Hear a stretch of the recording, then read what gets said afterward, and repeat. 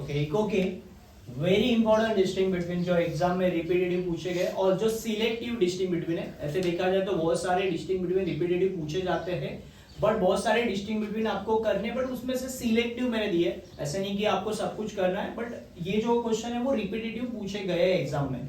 तो पहला जो क्वेश्चन है वो slicing method and lumping method, ये 2 बार पूछा गया एग्जाम में। उसके पहले भी पुराने सिलेबस में भी ये क्वेश्चन रिपीटेडली पूछा गया है। तो ये चैप्टर नंबर 1 का सबसे इंपॉर्टेंट क्वेश्चन है, slicing method and lumping method. उसके अलावा वेरी वेरी आईएमपी में बोलता हूं ये क्वेश्चन जो है ना वो इतने सालों से है, ओल्ड सिलेबस भी और रिवाइज सिलेबस मतलब नया सिलेबस, उसमें भी पूछा गया माइक्रो इकोनॉमी और मैक्रो इकोनॉमी। पहले भी पूछते हैं वैसे, features of micro economy, features of micro economy, macro economy दोनों क्वेश्चन पूछे जाते हैं। वैसे ये क्वेश्चन भी पूछा था, माइक्रो एंड मैक्रो में डिफरेंस क्या है। उसके बाद और एक है total utility and marginal utility, ये भी क्वेश्चन रिपीटेडली पूछा जाता है एग्जाम में, ओल्ड सिलेबस में भी पूछा गया है।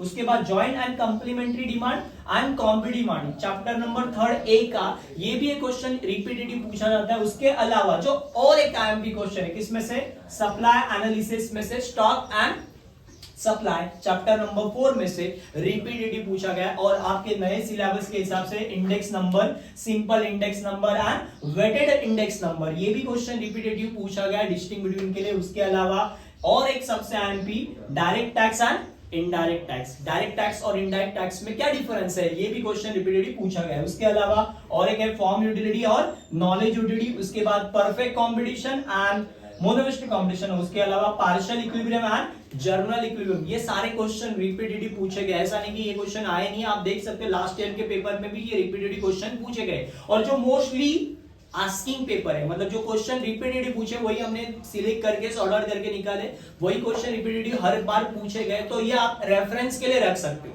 आप अपने प्रैक्टिस के लिए रख सकते हैं, इनके ऊपर ज्यादा जोर दे सकते हो। उसके अलावा बाकी भी सिलेबस आपको करना है, ना कि यही 10 करने, इसके अलावा भी बाकी क्वेश्चन आपको करने हैं, बट ज्यादा जोर इनके ऊपर देना है, फोकस इनके ऊपर करना है। जो क्वेश्चन रिपीटेडली पूछे गए तो मोस्ट लाइकली चांसेस है कि भाई आ सकता है, इसमें से भी कोई ना कोई आ सकता है। तो ये टॉप 10 क्वेश्चन जो रिपीटेटिव एग्जाम के पॉइंट ऑफ व्यू से पूछे गए वो है।